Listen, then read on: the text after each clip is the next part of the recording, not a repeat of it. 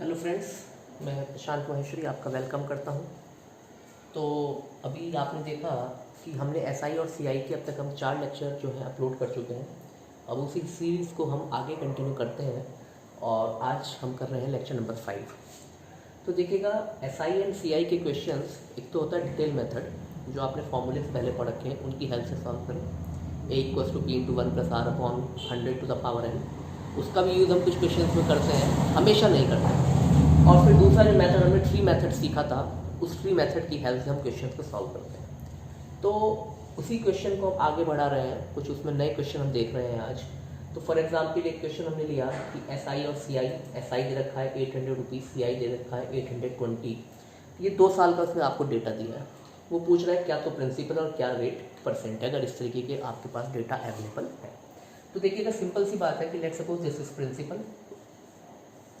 अब क्योंकि एसआई जो होता है हर साल जो है इक्वल होता है, तो अगर आपके पास 800 रुपये, इट मीन्स आपको फर्स्ट ईयर भी 400 रुपये मिले होंगे, सेकेंड ईयर भी 400 रुपये मिले होंगे।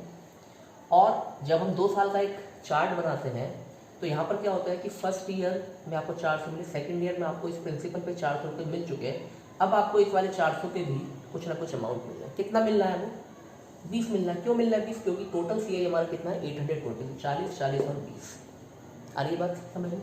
अब आप ये देखिए कि 40 से आपको 20 मिला है, तो 40 का कितना परसेंट 20 होता है, तो हम आसानी से पता कर सकते हैं। तो बताइएगा 40 की किससे मल्टीप्लाई करूँ कि 20 मिल जाए।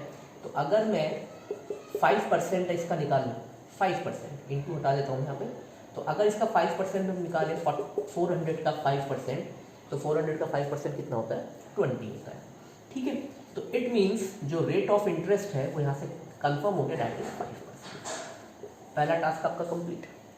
अब हम दूसरा टास्क देखते हैं, वो हम सिर्फ जानना चाहते हैं कि प्रिंसिपल कितना है। तो आप ये देखिएगा, हमें प्रिंसिपल निकालना है, हमारे पास एसआई अवेलेबल है। तो आप या तो ऐसा देख लीजिएगा कि किसका 5%, या तो फार्मूले पे जाइएगा, या तो आप इस फॉर्मूले में जाएंगे PRT/100। आपके पास एसआई भी है, आपके पास प्रिंसिपल आपको निकालना है, आर भी है, टी भी है और 100 भी है, सब कुछ आपके पास है, या तो इसको यूज़ करो। अदरवाइज आप देखो कि किसका 5% 400 होता है। बताइएगा किसका 5% 400 होता है। तो आप देख लीजिएगा कि अगर इसकी मल्टीप्लाई हम यहाँ पर 8 से कर दें, तो 8 × 5 कितना हो जाता है? 400 हो जाता है। तो इट मीन्स यहाँ पर प्रिंसिपल कितना होने वाला है? 8000 होने वाला है। तो 8000 का जो 5% होता है वो 400 होता है। ठीक है, मेरे ख्याल से आपको बात समझ में आएगी। और अदरवाइज आप ऐसे नहीं कर रहे हैं तो आप इस फॉर्मूले में रखेंगे, एस आई कितना है? 400 है, बी कितना है मुझे निकालना है, आर कितना है? 5% है। टाइम यहाँ पर सिर्फ मैं 1 साल लूँगा, या तो मैं 800 लिखूँ तब यहाँ पर 2 साल लिखूँ, और अगर मैंने 400 लिखा है ऐसा ही, तो इट मीन्स मैं सिर्फ 1 साल की बात कर रहा हूँ, अपॉन 100। तो 5 8 जब 40 0, तो प्रिंसिपल कितना हो गया? 8000। तो हम इसको डायरेक्टली इसी चार्ट से कर सकते हैं, इसकी हमें कोई भी ज़रूरत नहीं पड़ेगी। ये बात मेरे ख्याल से आपको समझ में आई होगी। अब हम देखते हैं एक ऐसा ही कुछ और मिलता जुलता कुछ क्वेश्चन, जिससे कि हमें इस ट्री बेस्ड स्ट्रक्चर की आदत पड़ जाए और हम इसी से क्वेश्चन को सॉल्व करें। देखिएगा हमारा अगला क्वेश्चन क्या है। इसने आपसे कहा है कि सीआई और एसआई का जो डिफरेंस है, सीआई और एसआई का डिफरेंस 2 ईयर्स के लिए, दैट इज इक्वल्स टू ₹72, और जो प्रिंसिपल अमाउंट है वो आपको दिया हुआ है 5000। अब वो चाहता है what is the rate percent, वो आपको निकालना है। This is our question. 2 साल की वो बात कर रहा है। तो देखिएगा, फिर से हम इस क्वेश्चन को देखें तो प्रिंसिपल मेरे पास है, और क्योंकि 2 साल का आपको चार्ट बनाना है तो कुछ ऐसा चार्ट आपका बनने वाला है। इस तरीके से आपका चार्ट चलेगा, यहाँ पे 2 नंबर आएंगे, यहाँ पर 1 नंबर आएगा, तो ये आपका 2 साल का कंप्लीट चार्ट आपका बन चुका है। अब आप ये देखिएगा कि आपको जो सीआई और एसआई का डिफरेंस है वो कितना है? 72 है। मुझे ये नहीं पता, मुझे ये नहीं पता, मुझे रेट ऑफ इंटरेस्ट नहीं पता, लेकिन जो भी रेट ऑफ इंटरेस्ट होगा R%।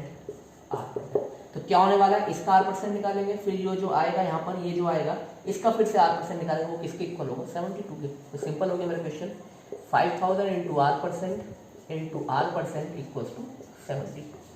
इसको हम सॉल्व कर लेते हैं। तो यहाँ पर R और R की मल्टीप्लाई हो जाएगी, तो R into R equals to 72 upon 5000, और यहाँ पर 200 ऊपर आ जाएंगे, ये जो परसेंट वाले हैं। 2 0 से 2 0 कैंसिल, 52 जा, तो 72 इंटू 2 मैं कर दूंगा। तो या तो इसको ना करें, क्योंकि चलो करते थे, 144 आया, तो R इक्वल्स टू 12। तो आर इक्वल टू 12% ही मेरा आंसर होगा। तो देखिएगा अगर हमें ट्री बेस्ड स्ट्रक्चर आता है तो आसानी से हम क्वेश्चन को कर सकते हैं, सिर्फ स्ट्रक्चर हमारे दिमाग में रहना चाहिए। ठीक है, और देखते हैं ऐसे ही मिलते जुलते हुए कुछ क्वेश्चंस जिससे कि आपको पिक्चर बिल्कुल क्लियर होती चली जाए। देखिएगा नेक्स्ट क्वेश्चन हमारा क्या है। क्वेश्चन इज, वो आपसे कह रहा है CI और SI की वो फिर से आपसे बात कर रहा है। तो उसने कहा है कि CI तो 3 साल का और SI हो 1 ईयर का, तो उनका रेशियो से दिया है आपको 3.64:1। ठीक है, तो फाइंड द रेट परसेंट। और ये कितने साल की बात कर रहा है, ऐसा कुछ नहीं बताया। प्रिंसिपल भी हमें यहाँ पर नहीं पता है, कुछ प्रिंसिपल होगा। तो उसमें इसने उसका CI निकाला 3 साल का और SI निकाला 1 साल का, उनका जो रेशियो है that is equal to 3.64:1। Find rate percent. तो फिर से हम इसको अगर स्ट्रक्चर की बात करें तो यहाँ पर कुछ प्रिंसिपल होगा। और देखो तब 3 साल का स्ट्रक्चर हम बनाते हैं तो ऐसे चलता है, आपको पता है ये आपका 3 साल का स्ट्रक्चर होता है। ये स्ट्रक्चर आपके दिमाग में होना चाहिए कि पहले साल यहाँ मिला आपको इंटरेस्ट, दूसरे साल आपको यहाँ मिला इंटरेस्ट, और उस दूसरे साल के बाद आपको इस वाले पर भी इंटरेस्ट मिला। तीसरे साल जब हम जाएंगे तो आपको इस प्रिंसिपल का इंटरेस्ट मिला यहाँ पर, इन दोनों का इंटरेस्ट भी आपको मिलेगा, इसका इंटरेस्ट ये आया, इसका इंटरेस्ट ये आया, और ये जो आपको सेकंड ईयर में यहाँ पर इंटरेस्ट मिला था उस पर भी आपको इंटरेस्ट मिला। तो ये मेरा जो है 3 साल का मेरा चार्ट कंप्लीट हो गया। अब आपको उसने क्या करना है, CI for 3 year, CI for 3 year, तो CI फॉर 3 ईयर ये पूरा का पूरा है। ठीक है, CI ऑफ 3 ईयर ये आपका पूरा है, और SI for 1 year, this is SI for 1 year, this is SI for 1 year. तो इनका जो रेशियो है वो कितना दे रखा है, 3.64:1। तो अगर मैं इस रेशियो की बात करूं तो देखो मैं इसको ऐसे लिख सकता हूँ, यस और नो, आसानी से लिख सकते हैं। अब मेरा जो कैलकुलेशन बहुत आसान हो जाएगा। इट मीन्स इसको 100 कर दें, तो अगर ये 100 होगा तो ये भी 100 होगा, ये भी 100 होगा। अब कितना बचा, क्योंकि SI 100 हो चुका है तो CI कितना होना चाहिए, 3 साल का 364 होना चाहिए, तो 300 तो आप बना चुके हैं। अब यहाँ पर 64 आना है, इन तीनों में मिलाकर कितना आना है, इन चारों में मिलाकर आपको 64 चाहिए। तो अब हम वो किस हिसाब से लिखें, तो इसके मुझे 4 पार्ट करने हैं, लेकिन किस तरीके से करे जाए।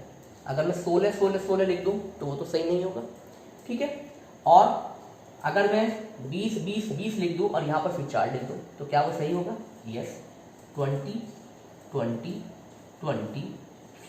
तो अब देखिएगा 100 का 5%, 100 का 5% कितना होगा, सॉरी 100 इंटू कितना करना पड़ेगा, क्योंकि 20 है तो 20%।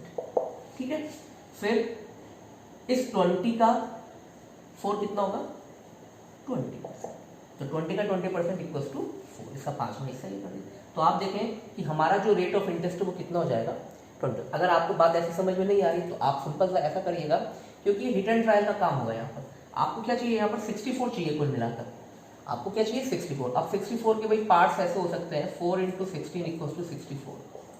लेकिन ये 4 इक्वल पार्ट हो गए, मुझे 4 इक्वल पार्ट तो नहीं चाहिए, मुझे तो ये 3 इक्वल चाहिए। इसको मैं ऐसे बोल सकता हूँ 3x + y equal to 64, 3x + y equal to 64। अब आपको अपनी तरफ से कुछ वैल्यू ऐसी रखनी होगी कि ये जो है उसमें बिल्कुल फिट हो जाए। तो 3x + y इक्वल टू 64 अगर मैं बोल रहा हूँ, और अगर मैंने 16 रख दिया तो सब में x और y इक्वल हो गए, काम नहीं चलेगा, कुछ और मेरे को बढ़ना पड़ेगा। फिर मैं 18 रख सकता हूँ, 18 × 3 54, और 54 + 10 दैट इज 64। लेकिन क्या उसका उतना परसेंट 10 है, जितना परसेंट ये आ रहा है उतना ही परसेंट ये आना चाहिए। आधी बात समझ, तो 100 का 20%, 20 और 20 का 20% 4। तो ये जो क्वेश्चन है यहाँ पर हिट एंड ट्रायल का हो जाता है, तो आपको थोड़ा सा जो है सही तरीके से इसको सोचना होगा, तब आपका इसका आंसर आ जाएगा। ठीक है, चलिए ना, इसने हमसे सिर्फ पूछा था फाइंड द रेट परसेंट, तो वो हमने आसानी से निकाल लिया।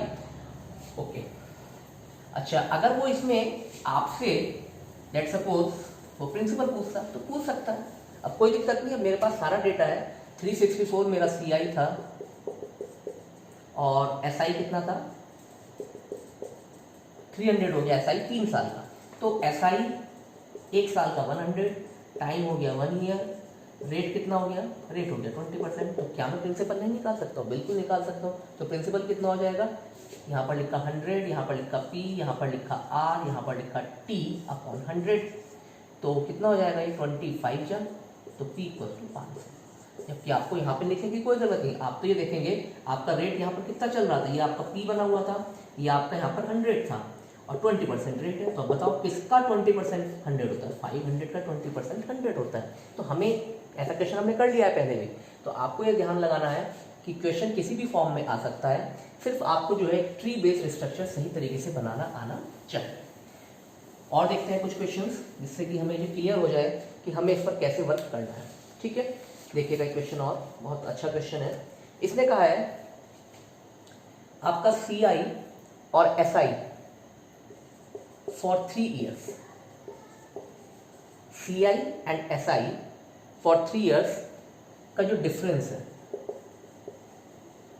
Difference of CI and SI for 3 years, इनका रेशियो किससे निकाल रहा है?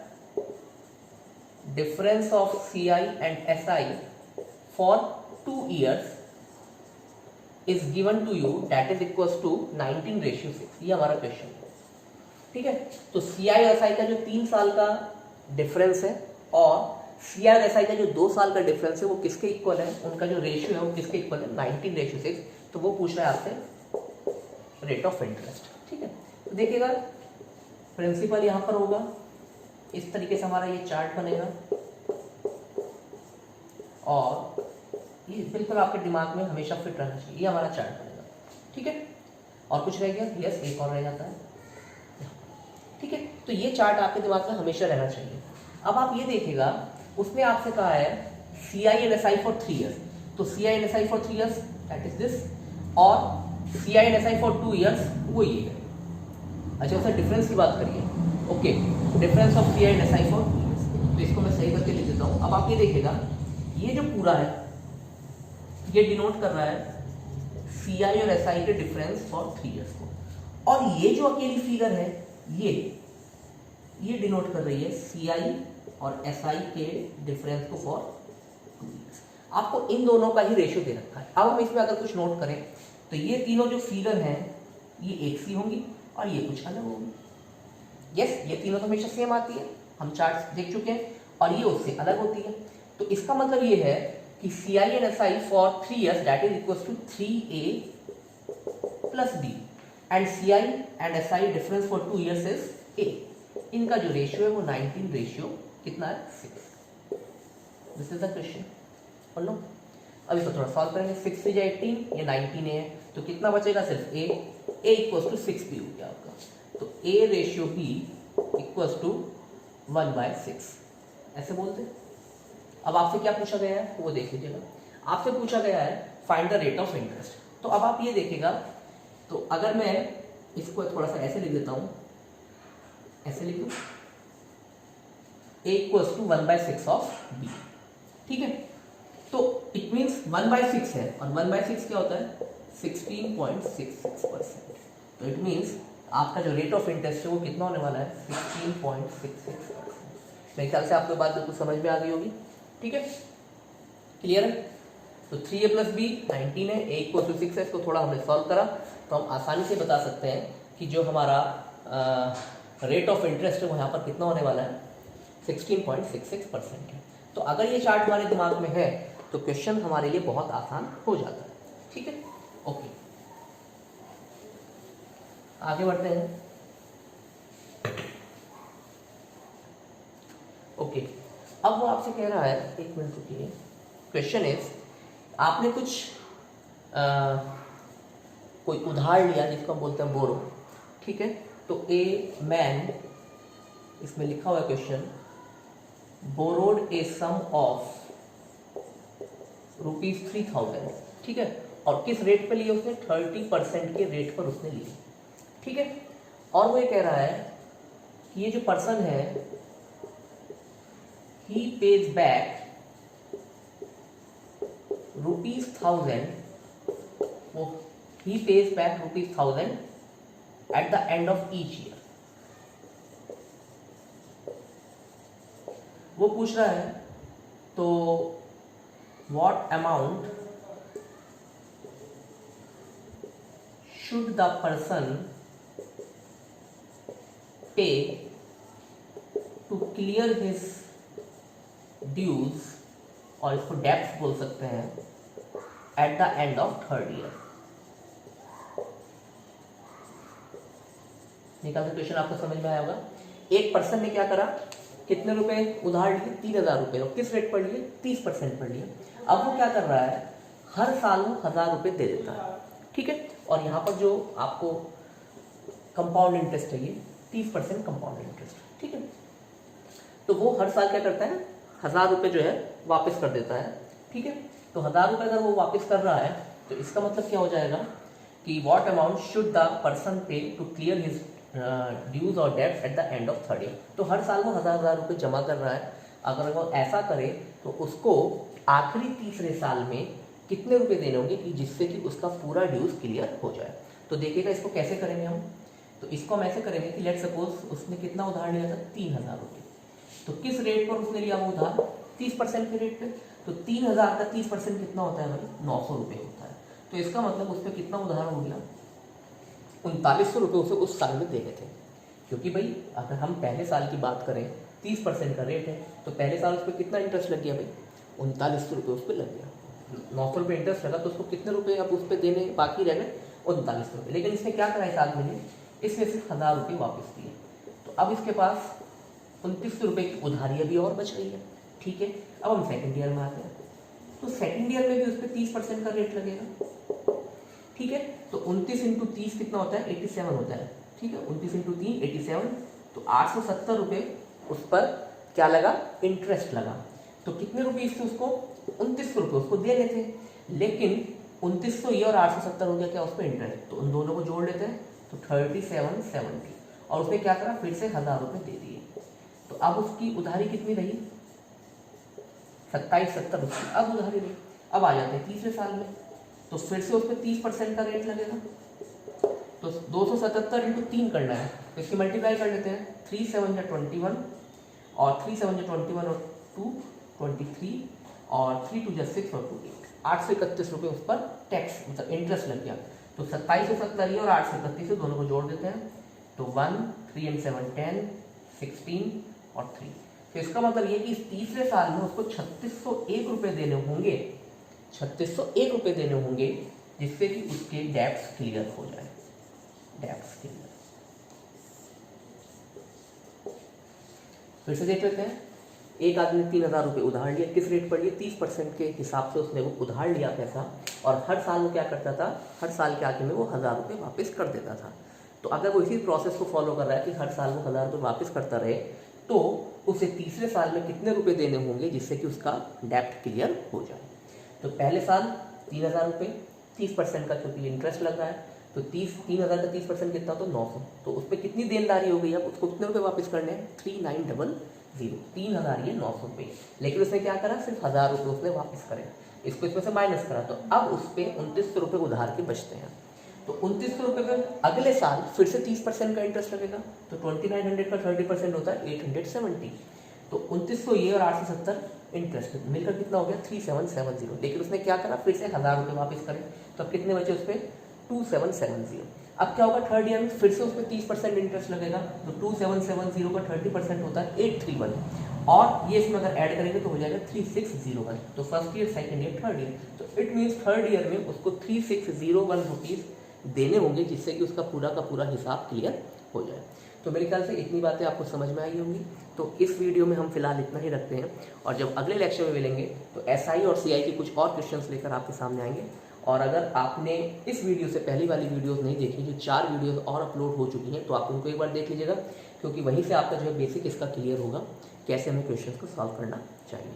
ठीक है, तो मुझे लगता है कि आज के लिए बस हम यहीं इसको स्टॉप करते हैं, और फिर आपसे मिलते हैं बहुत जल्दी। Thank you very much.